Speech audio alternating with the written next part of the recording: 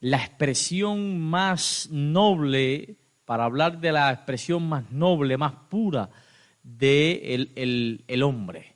Y estoy hablando de nuestros hijos, nuestros niños. Nuestros niños. Realmente la vida está saturada de tantas cosas, no tenemos tiempo para muchas cosas, estamos bien estresados con tantas cosas, pero realmente los niños son de vital importancia en nuestra familia. Dijo John Kennedy, los niños son el mejor recurso y el mayor recurso y la mejor esperanza para el mundo. José Martí dijo algo parecido tiempo atrás, mucho tiempo atrás de Kennedy, y dijo que los niños son la esperanza del mundo. Y yo, Pedro Carriles, digo en este momento hago un blending entre los dos pensamientos y digo que los niños son el mejor recurso de nuestro presente y la esperanza, el futuro de nuestra iglesia. Por eso, iglesia que no tiene un ministerio real, infantil, un ministerio vivo, vibrante, iglesia que tiende a ir envejeciendo poco a poco, porque nuestros hijos, en la medida que van creciendo, están bien controladitos, pero cuando agarran la adolescencia, si no se les prestó un lugar en esta iglesia, se van. Y son esos jóvenes, oye, esta iglesia estaba llena, pero ya hoy no están ni la mitad de los jóvenes que habían antes. Quizás sea porque en el pasado no se les prestó, no estoy hablando de esta iglesia, estoy pensando en una iglesia X, no se les prestó el espacio real que cuando eran niños necesitaban. Y bueno, dicho esto, sobre los niños, hay un texto en la Biblia, pero bueno, antes de ir a ese texto quiero aprovechar ya la cobertura del curso de la temática que estamos hablando. Y es que cuando vamos a la Biblia vemos allí que Abraham, por ejemplo, tuvo que sacar del campamento a Agar, tuvo que sacar del campamento a Agar y también a su hijo Ismael. Allá, lejos allá, Agar se estaba muriendo de hambre y también su hijo de sed, y dice la Biblia que puso a un tiro de piedra, un tiro de arco, algo así, una distancia prudencial a su hijo debajo de un arbusto, para no verlo morir. Y haciendo una alegoría con este pasaje, lo mismo hacemos nosotros los padres muchas veces con nuestros hijos. Y resulta que muchas veces confinamos a nuestros niños a un tablet porque no tenemos tiempo para atenderlo. Los ponemos a la sombra de un programa de televisión porque no tenemos tiempo para pasar tiempo con él. Le damos nuestro celular para que se entretengan en vez de un libro, en vez de contarle una historia. No entendemos que esas criaturitas interpretan nuestro amor por medio del tiempo que pasamos con ellas. Y entonces, cuando no le prestamos el tiempo suficiente, como siempre le estamos confinando a la sombra de un tablet, a la sombra de videojuegos, a la sombra de celulares y cosas que tienen que ver con tecnología, bueno, pues esos muchachitos van creciendo y el enemigo, que es muchas veces más astuto que nosotros, hace por nuestros hijos lo que nosotros no hicimos. ¿Y qué es lo que hace? Le dedica tiempo. El tiempo que no le dedicamos nosotros a nuestros hijos, el diablo viene y se lo dedica. Pero para decirle lo que tú no quieres que escuchen. Para introducirlos en donde tú no quieres que sean introducidos. Para enseñarles lo que tú no quieres que se les enseñe. Y para darle el cariño que tú no fuiste capaz de darles. Para ganarse a la gente y torcerla después. Entonces, crea niños que en el futuro son jóvenes rebeldes, son jóvenes que están en un vicio, son esos jóvenes que ya no están en la iglesia hoy, que no hay quien le hable de Dios, porque para colmo le hemos dado un mal ejemplo tan feo que se vuelven reacios a la verdad que nosotros predicamos. Y sí, nosotros permanecemos aquí, pero la iglesia va envejeciendo, porque nuestros niños en nuestra iglesia no encontraron en su momento un espacio con el que se identificaban, ni en la niñez, ni en la adolescencia, y en la juventud ya no se ven. ¿Hasta aquí van conmigo? Tenemos que crear un espacio importante. Cuando yo, siempre que hago juntas de nombramiento en las iglesias que he pastoreado, siempre el primer ministerio que seleccionamos para buscar un líder es el ministerio infantil. En casi todas las iglesias que yo he conocido, siempre se empieza por el ministerio personal, los ancianos, después vamos por el ministerio de Dorcas, el director de jóvenes. Y si queda algo, bueno, pues entonces el ministerio infantil. ¿Sí o no? Bueno, pues conmigo la situación es distinta, porque el primer ministerio que se pone en pizarra es el ministerio infantil, porque ese es el recurso que tenemos para lograr una esperanza certera en el futuro. Esos muchachitos son los jóvenes, es la juventud que se va a quedar aquí en esta iglesia mañana. Ese es el relevo. Pero nosotros no creamos una iglesia ideada también para ellos. Por eso se nos aburren en los cultos. Cuando le dice, vamos para la iglesia, dice, pero para la iglesia, papá, le interesa más un parque, le dice, y cualquiera pensará, dice, claro, porque se divierten, pero es que en la iglesia también se pueden divertir aprendiendo. Hay que crear eventos didácticos, servicios didácticos donde nuestros niños se identifiquen. Porque esos inocentes están aquí desde las 8:30 de la mañana, si venimos al culto de oración, y se van a las 2:30 de la tarde. Allí, recibiendo solamente un pedacito de la escuela sabática en el departamento. Se acabó. Un rincón infantil de unos minutos y se acabó. El resto, el culto es para nosotros los adultos. ¿Se dan cuenta?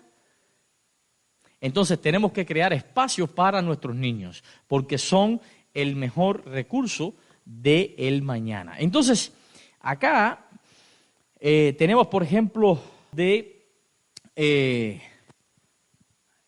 personas que han hecho historia en la humanidad. Ahí tenemos el ejemplo de Caruso. Caruso no tenía una gran voz de repente.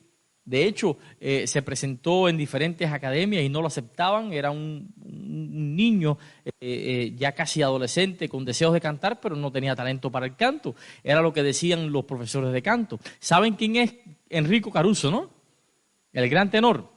Bueno, Enrico Caruso no tenía talento para cantar. Pero tenemos detrás de Enrico Caruso a su madre, que su madre, en vez de limitarle ese camino, al contrario, apoyó su sueño cuando lo único que tenía era eso, el sueño. Y lo indujo y trabajó durísimo como limpiando casas, haciendo trabajos nobles, humildes, para poder sustentar un maestro de canto para su hijo, para poderle crear un futuro. Bueno, pasó el tiempo y Enrico Caruso se convirtió en uno de los, bueno, voy a arriesgarme diciendo esto, en el tenor más famoso de la historia. Y lo que logró Enrico Caruso, muy pocos tenores lo han logrado. ¿Gracias a qué? A la instrucción de su madre. A una madre que no lo recriminó. A una madre que realzó sus virtudes y trató de sanar o de superar las limitaciones de su hijo. Trabajó con él fuerte y logró una personalidad. Tenemos el ejemplo también de Thomas Edison. Thomas Edison, cuando niño, lo sacaron de la escuela porque no aprendía. Entonces la maestra le decía a su mamá, bueno, tuvieron hasta discusión, no, tu hijo no aprende y me está atrasando al resto del grupo, tu hijo es especial. La madre se lo lleva para la casa, dejó de trabajar y se convirtió en su maestra personal. Y comenzó a educar a su hijo, a instruirlo, a enseñarle. Resultado, Thomas Edison es uno de los grandes inventores de la historia de la humanidad. Gracias a Thomas Edison tenemos estas bombillas incandescentes. Patentó 1093 inventos. Fue el inventor de la bombilla, el inventor del fonógrafo, por eso hoy tenemos equipos de sonido. Fue el inventor de tantas cosas que hoy vemos. Y era un muchacho que era débil mental.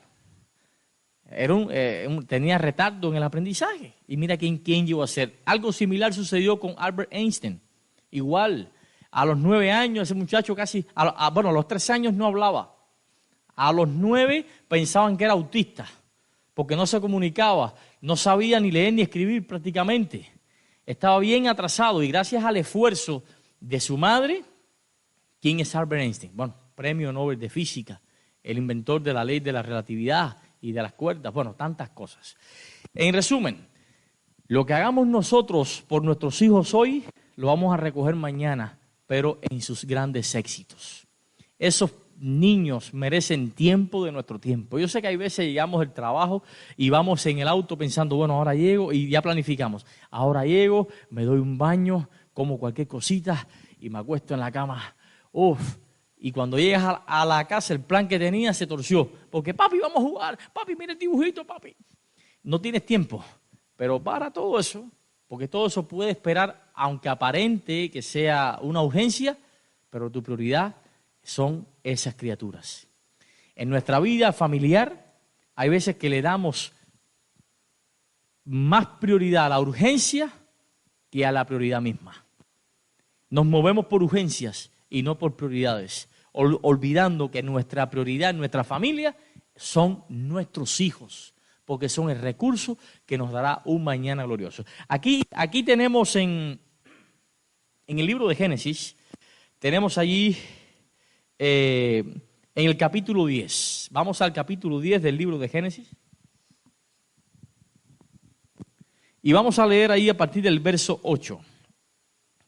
Dice allí, y Moisés y Aarón volvieron a ser llamados ante el faraón, el cual les dijo, andad, servid a Jehová vuestro Dios. ¿Quiénes son los que han de ir? Moisés respondió, hemos de ir con nuestros hijos y con nuestros viejos, con nuestros hijos y con nuestras hijas, con nuestras ovejas y con nuestras vacas hemos de ir, porque es nuestra fiesta solemne para Jehová. Y él les dijo, así sea Jehová con vosotros. ¿Cómo les voy a dejar ir a ustedes y a vuestros niños? Miren cómo el mal está en sus mentes. No será así. Ahora, vosotros los varones, y sirvan a Jehová, pues esto es lo que vosotros pidieron, y los echaron de la presencia del Señor.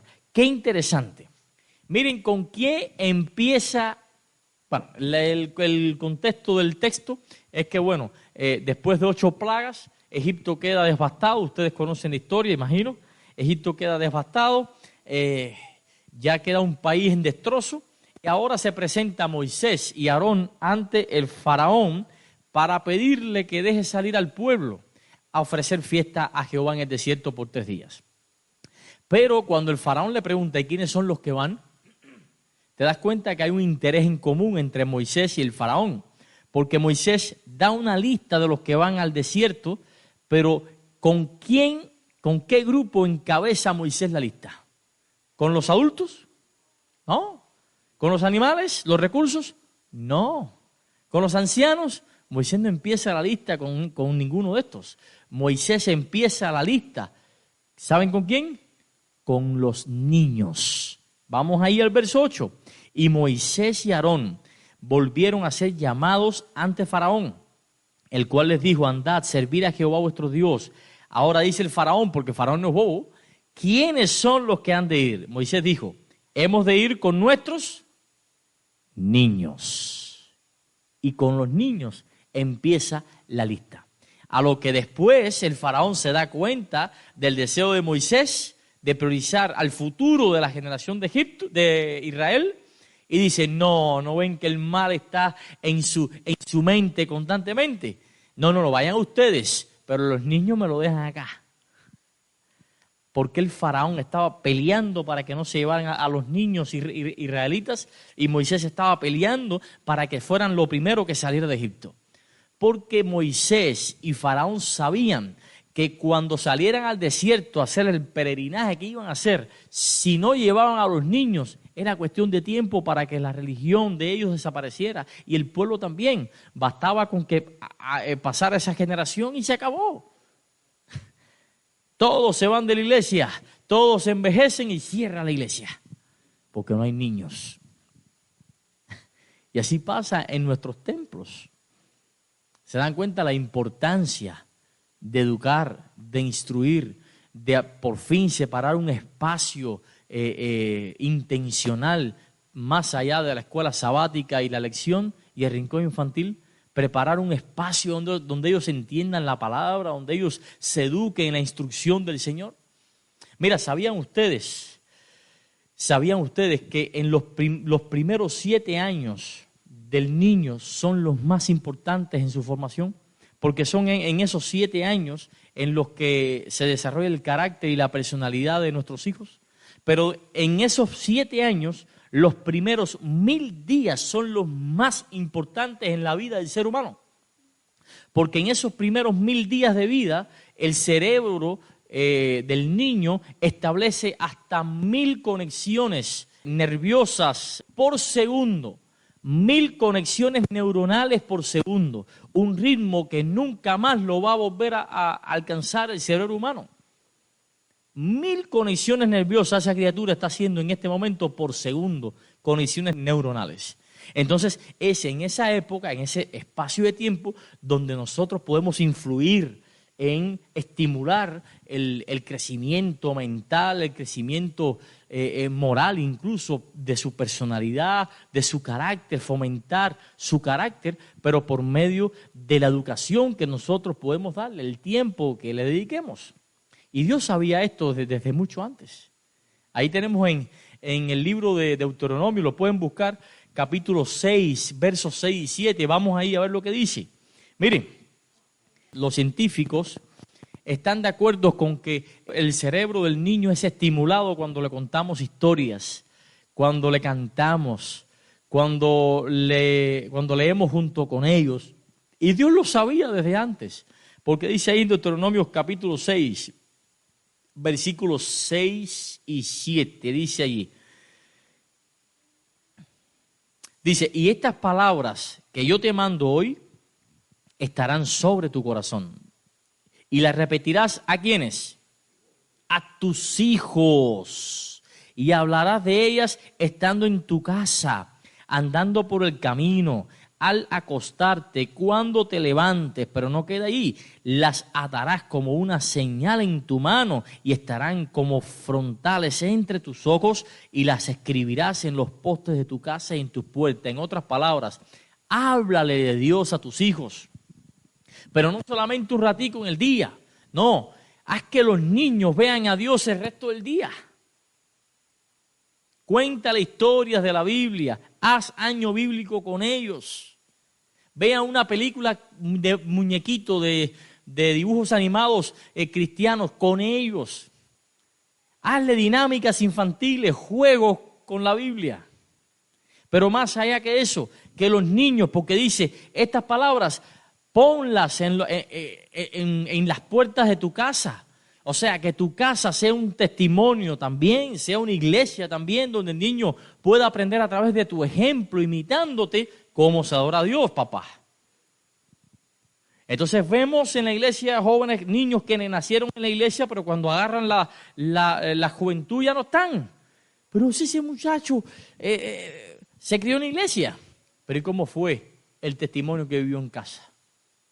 No estoy juzgando, pero eso es una de las consecuencias por las cuales nuestros jóvenes se van también, los que nacieron aquí, porque no vieron un evangelio vivo en casa. Puede ser también que usted fue un gran padre, puede ser también que usted fue un gran cristiano en casa, en todos lados, y aún así el hijo, a pesar de ver a Cristo en usted, se fue también. Existe de todo aquí, ¿ok? Yo no estoy culpando a nadie. Pero tenemos que tener cuidado y tenemos que ser prudentes y cerrar esa puerta trasera del mal testimonio en casa. Nuestros hijos tienen que ver en nosotros el cristiano que ellos quieren ser en el futuro.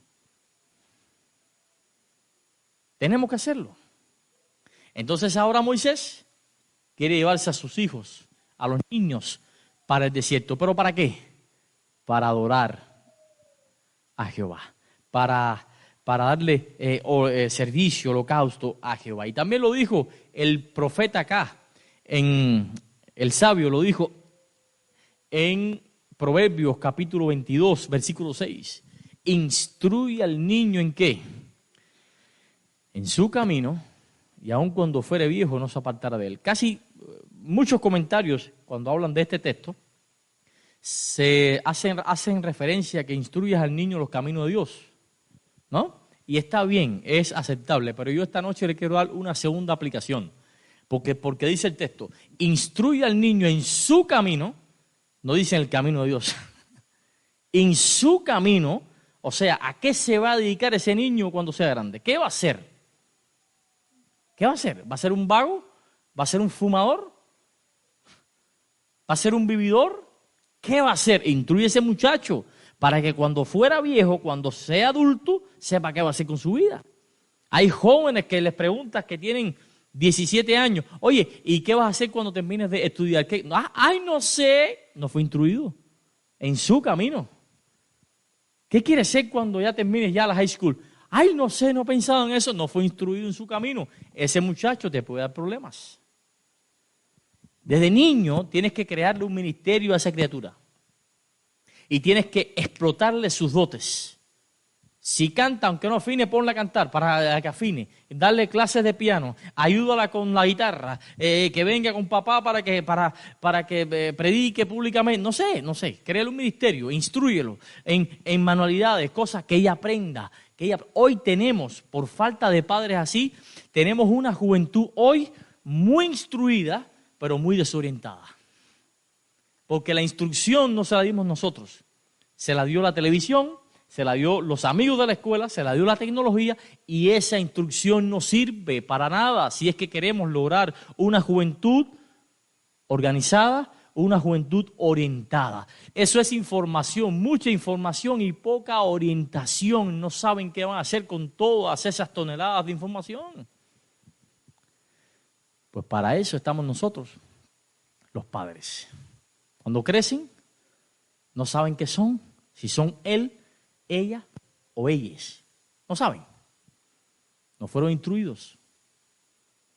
Si aún instruyéndolos se confunden, imagínense ustedes si no le dedicamos tiempo a esas criaturas. Hay una investigación que yo la traje acá, que la hizo una doctora muy renombrada y de mucho respeto, Jill Novak, que es profesora de la Universidad de Phoenix, acá en los Estados Unidos, y ella asegura que en este momento convergen en nuestro mundo al menos 6 grupos generacionales. En este momento está la generación que ella denomina Y, que es la generación que nació entre 1901 y 1926. Esa ya casi ya se está extinguiendo. Pero estas son la gente que tenía una gran lealtad al trabajo, eran leales a la escuela, muy obedientes. Son esas personas que eran leales al matrimonio, que el divorcio era una vergüenza. Esa es la generación Y. Está la generación silente, que es la generación que nació entre 1927 y 1945. Estos son ávidos lectores. Les encanta leer revistas, sobre todo no se les escapa el periódico que sale cuando llega, están ahí leyendo el periódico tirado hacia atrás con sus lentes. Les gusta mucho instruirse, les gustan las noticias, como el mundo. Está la generación baby boomers. Los baby boomers nacieron entre 1946 y 1964 y aquí tenemos representación de esta generación. Bueno, esta generación comenzó a perder el valor de la vida en comunidad. Se aislaron, prefieren la tranquilidad, van perdiendo ese respeto quizás o esa inclinación por la vida en comunidad, son más privados, empiezan a poner cerca en las casas. Y es la generación del yo, la primera generación que comenzó a disfrutar de la televisión. Y luego le sigue la generación X. La generación X es aquella, usted se va identificando, ahí estoy yo, ahí estoy yo. Es la generación que nació entre 1965 y 1980. Ahí está, veo sonrisas por ahí. Ahí está. 1965 y 1980, que es integrada mayormente por hijos de padres divorciados, generalmente. Y comienzan esta generación a tener problemas con drogas, homosexualismo, los primeros en tener relaciones sexuales antes del matrimonio, es esta generación. Entonces viene después la generación Y. La generación Y son los que nacieron entre 1981 y 2000. Son a los que le importa el asunto académico, le importa la física, las letras, las artes, porque tienen un acceso ilimitado a la información y son personas muy instruidas, son los catedráticos que tenemos hoy, los doctores, los PhD, y son generalmente los que niegan, la mayor cantidad de ateos vienen de esa generación. Y después viene la generación Z, que son los que nacieron de 2001 en adelante. Ahí estoy yo, que acabo de cumplir 24 años. Entonces, 2001, los que nacieron 2001 en adelante, ahí están nuestros jóvenes, nuestros adolescentes, nuestros niños, y son los descendientes de la tecnología, son los pioneros del aprendizaje virtual. Ellos sí de verdad nacieron con un teléfono en la mano. Están sobreexpuestos esta generación a la información, por lo tanto, le gusta aprender por cuenta propia. Ellos quieren aprender por cuenta propia, les gusta la exploración por sus propios medios, son creativos, son innovadores. Y miren esta estadística, en su mayoría, el 78% creen en Dios, de nuestros jóvenes y los que nacieron de 2001 para acá. El 78% cree en Dios, pero menos de la mitad asiste a la iglesia. ¿Cuántos jóvenes en los últimos 10 años, 15 años hemos perdido aquí? Ahí están. Tú los ves por la calle y les puedes decir un Dios te bendiga y todavía te da una sonrisa. Gracias. Porque creen en Dios. Pero no vienen a la iglesia. ¿Por qué? Porque quizás hemos creado una religión, un modo de vivir la religión que no conecta con ellos. Hemos creado una especie de servicio que nos gusta a nosotros. Y no estoy siendo criticón, estoy siendo autocrítico. Ahí me pongo yo también. Hemos creado un servicio quizás con toda la noble intención del mundo, pero que ya con ellos ya no conecta, ya ellos no se sienten identificados y es criminal eso. Yo le estaba hablando a la Junta el otro día, imagínense acá fotos, 10 fotos de 10 jóvenes nuestros, los que tenemos acá, de 10 niños, 10 niños nuestros. Están ahí las fotos de nuestros 10 niños. Mi pregunta es, todos esos 10 niños tienen un valor para el cielo y para la iglesia. Ahora, ¿cuál de esos 10 niños que están en su mente ahora mismo, díganme uno que quieren perder? Uno. No existe. Pero sin embargo, de esos 10 niños, que fueron los niños del pasado, hoy son jóvenes, quedan solamente 2. Por cada 10 nos quedan 2 aquí. Hemos perdido 8. Y todo porque estamos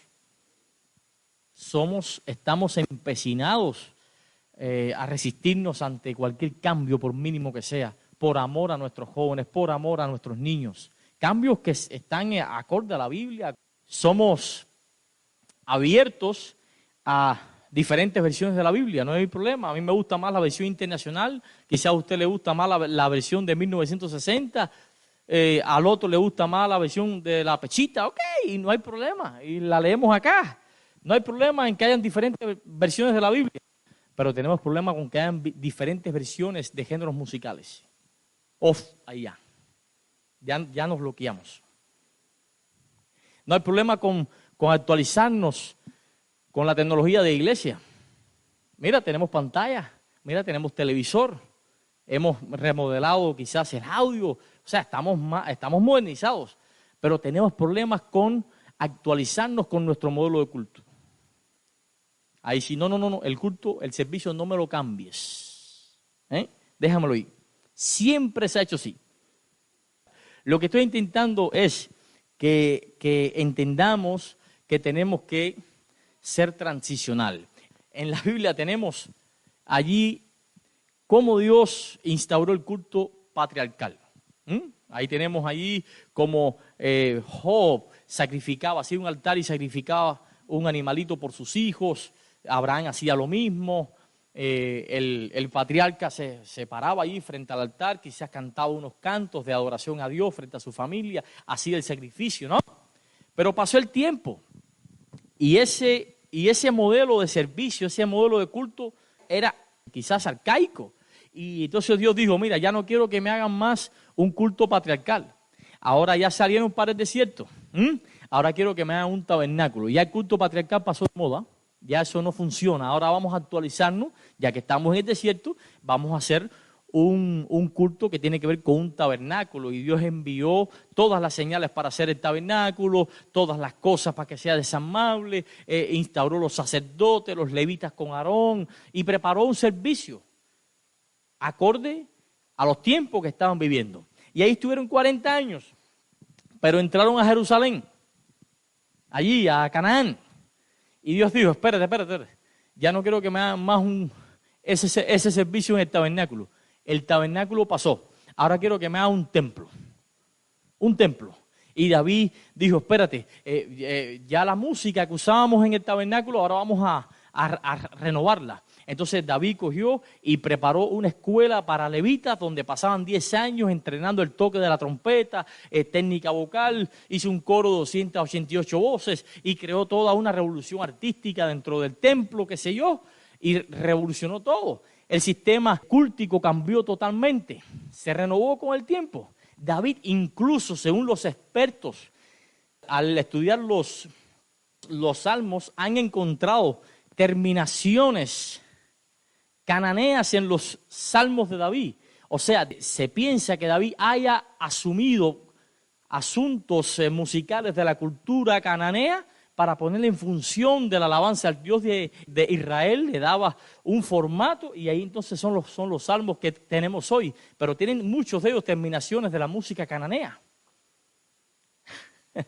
Entonces resulta que ahora Dios dice, espérate, ahora ya tenemos a Cristo, murió, ahora vamos a hacer grupos pequeños, pero no grupos pequeños, ahora quiero que me hagan un culto diferente. O sea, todo esto nos demuestra que Dios no es tradicional, Dios es transicional. Y todo lo que no ofenda el santo nombre de Dios, vale la pena asumirlo. No ofende, no es pecado. Y así podemos conectar con nuestros jóvenes y nuestros niños hoy día. Elena White es criticada por muchos, incluso dentro de nuestras filas. Pero Elena White fue un genio. En 50 años hizo 23 himnarios. Ella con Jaime. O sea, casi un himnario cada 2 años. Casi un himnario, actualizaba la música de la iglesia cada 2 años. Miren eso, porque es que cada 2 años viene una generación nueva. Y nosotros en 150 años, caballeros, nos metimos casi 120 años con un himnario. Y ahora tenemos otro que es igualito al que teníamos. No hemos actualizado nada. Entonces queremos que nuestros jóvenes se queden acá. No conectamos muchas veces con nuestros hijos, con nuestros jóvenes. Parecemos arcaicos. Por eso hay jóvenes hoy en nuestra iglesia. Ustedes sabían que tenemos jóvenes en nuestra iglesia. No dan su diezmo a la iglesia, lo dan a organizaciones benéficas de la calle. Para rescatar ballenas en el océano, para la alimentación de los animales en los zoológicos. Para eso destinan su diezmo. ¿Por qué? Porque aquellos han logrado conectar con ellos. El que tenga oído para oír, entienda lo que le dice el Espíritu a la iglesia. Bueno, familia, ¿qué haremos? ¿Qué haremos? ¿Nos mantendremos en el pasado o nos montamos el tren de la tecnología de nuestros hijos? Si queremos que nuestros niños hagan algo por la iglesia en el futuro, tenemos que hacer algo por ellos en el presente. Pero rápido. Rápido, porque hay un SOS en la puerta de cada iglesia. Que Dios lo bendiga. Acompáñame en oración. Amoroso Dios, gracias porque de ti, de tu palabra, podemos extraer grandes enseñanzas. Gracias porque nos has puesto en el corazón no solamente reforzar la experiencia espiritual de nuestros niños y nuestros jóvenes y adolescentes que están todavía en tu perímetro, sino buscar la manera creativa.